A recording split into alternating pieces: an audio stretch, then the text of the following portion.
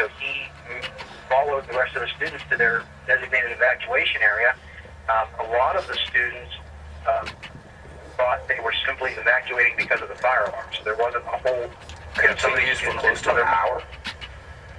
I don't have information firsthand, but from what I saw outside the building, I do not think that stabbing could have gone for an hour.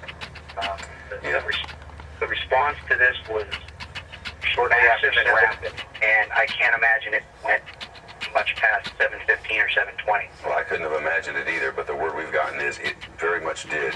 Mr. Ravenzo, all the best to you and your son, and we'll be waiting to hear from authorities on the rest of the investigation. We heard from the hospital earlier in the day. There was a live news conference that the hospital held, and the doctors, they spoke of this one young man who was the most severely wounded of them all. This young man got to the hospital, to this level 1 trauma. Man, Pittsburgh's got great hospitals, and they got there just in time. This boy, I believe they said he was 17 years old. He was bleeding profusely, so they immediately got him into the operating room to just stop the bleeding. That was object number 1. That happened. They were able to stabilize him, and now this afternoon he was scheduled for another surgery, and they expected a number of more surgeries because, like so many of the stabbing, we'll get to the bottom of what happened with the confrontation which preceded it all, and we'll have updates for you as we get them from the Pittsburgh area. Meantime, big news today in the search for that missing jet. It's not as if they're cautiously optimistic anymore. They think they're there. Searchers say they've detected 2 more signals in the ocean as they hunt for the missing Malaysia airline. The end of this month-long plus mystery could finally be just over the horizon. All of this has happened since investigators picked up more signals that they say seem to be coming from the plane's black boxes. They're much more sure now.